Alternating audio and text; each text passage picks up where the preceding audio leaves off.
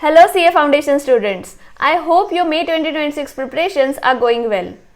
Today's topic is holding company, subsidiary company and associate company. So if you have had any confusion regarding these three types of companies, I assure you that by the end of this video, every confusion will be cleared and you will be able to solve your case studies once this video ends. Coming straight to the topic, let me ask you one simple question. Do you know that one thing is definitely required to become a associate or a subsidiary company? वो क्या है? मुझे किसी और company से investment आना चाहिए. मतलब क्या एक कंपनी दूसरे कंपनी में इन्वेस्ट कर सकती है? Can A Limited buy shares of B Limited? Definitely yes. So can A Limited control the voting power of B Limited? Yes. So law has defined some criteria on the basis of which we will define holding, subsidiary and associate company. सबसे पहले holding company. Section 2 clause 46 says a company is a holding company if it has other company as its subsidiary company. मतलब अगर मैं एक company हूँ तो मुझे holding company तब माना जाएगा जब मेरी कोई सब्सिडरी कंपनी है. तो हमें ये जानना जरूरी है कि दूसरे कंपनी को सब्सिडरी कंपनी कब बोलेंगे. तो उसके लिए हम आते हैं डायरेक्टली सब्सिडरी कंपनी के डेफिनेशन के ऊपर. ठीक है. As per section 2 clause 87, subsidiary company means a company in which the holding company. Subsidiary company मतलब ऐसी कंपनी जिसमें एक होल्डिंग कंपनी दो क्राइटेरिया में से कोई एक क्राइटेरिया को फुलफिल करती है. First one, controls the composition of the board of directors. मतलब मैं एक होल्डिंग कंपनी हूँ, मैंने किसी और कंपनी का जो बोर्ड ऑफ डायरेक्टर्स है उनका कॉम्पोजिशन कंट्रोल कर रखा है. अब controlling the composition of the board मतलब क्या? I a holding company can appoint और रिमूव मेजॉरिटी और all of the directors of that company. अगर मैं इतनी ताकत रखती हूँ कि मैं दूसरे कंपनी के डायरेक्टर्स में सारे डायरेक्टर्स या फिर मेजॉरिटी डायरेक्टर्स को अपॉइंट भी कर सकती हूँ या फिर निकाल सकती हूँ at my own discretion, then it would be said that I am controlling the composition of the board of that company. या फिर controls more than 1/2 of the total voting power. क्या लिखा है? Not 50%, more than 50%. If I control more than 50% of the total voting power, not shares of another company, then also I will be called as a holding company and the other company will become my subsidiary. के लिए graphically illustrate कर रखा है. It will be very easy if you just glance through these pictures, right? Controlling the composition of the board of directors or controlling more than 50% of the total voting power, not the shares, then one company becomes holding company and the another company becomes subsidiary company. अब इसमें छोटे छोटे जो twist है वो हम लोग देख लेते हैं. ठीक है. सबसे पहले हमने एक चीज जो यहाँ पे स्किप की थी अब वो कवर कर लेते हैं. For the purpose of this clause, expression company includes body corporate. मतलब क्या? कंपनीज एक्ट के हिसाब से बॉडी कॉर्पोरेट की डेफिनेशन दी गई है. तो वहां पे ना बॉडी कॉर्पोरेट में फॉरेन कंपनीज को भी इंक्लूड किया गया है. Now because of this clarification एक एग्जांपल लेना बनता है. A famous company which Hindustan Unilever limited. ठीक है. ये जो कंपनी है इसकी जो होल्डिंग कंपनी है दैट इज यूनिलीवर. यूनिलीवर ने क्या किया है? 61% से फॉर एग्जाम्पल ले रहे हैं 61% of the total voting power is controlled by this Unilever. Now Unilever is not a company as per the Companies Act, लेकिन उसका 61% से ज्यादा वोटिंग पावर का कंट्रोल है हिंदुस्तान यूनिलीवर लिमिटेड में.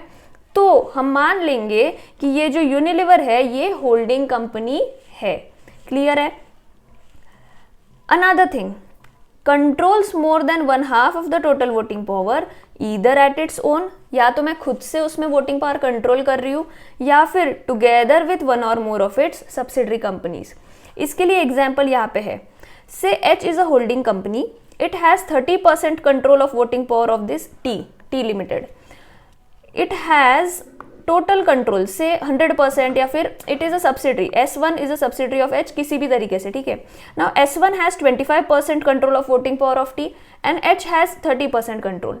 तो अब हम इन दोनों का रिश्ता जब डिफाइन करेंगे ना तो हम ये 30 + 25 को काउंट करेंगे. क्या लिखा है देखो? Either at its own or together with one or more of its subsidiary company.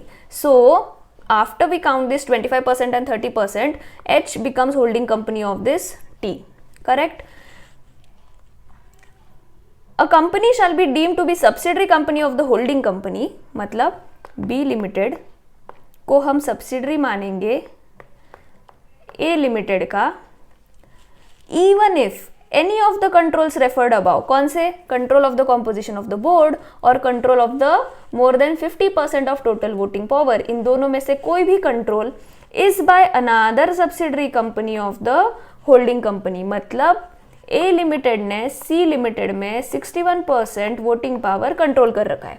तो ये तो क्लियर है कि सी लिमिटेड जो है ये सब्सिडरी है ए लिमिटेड की।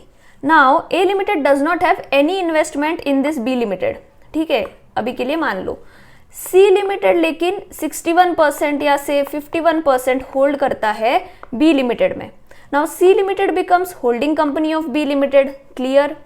So, if A Limited is the holding company of C Limited and C Limited is the holding company of B Limited, then we will assume कि A Limited B Limited का holding company बन चुका है और B Limited भी A Limited का subsidiary company माना जाएगा। क्लियर है? लेकिन ऐसा जब होता है ना, there are certain restrictions. As per the rules, there are certain restrictions on certain classes of holding companies because of which they are prohibited from having more than 2 layers of subsidiaries. So CA foundation के लिए इतना important नहीं है, but you should know कि act के हिसाब से for having a better control on the companies government ने क्या किया है, रेस्ट्रिक्शन लगा दिया है।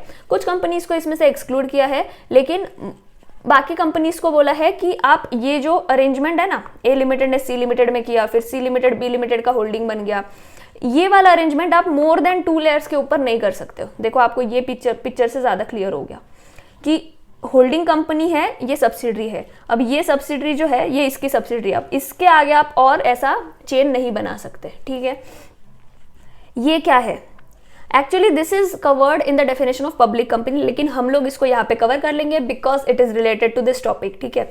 So if a company is a public company, ठीक है, and it invest say 61%, it control 61% of the voting power in a private company, तो अब क्या हो गया, ये होल्डिंग सब्सिडरी का रिलेशन एस्टैब्लिश हो गया।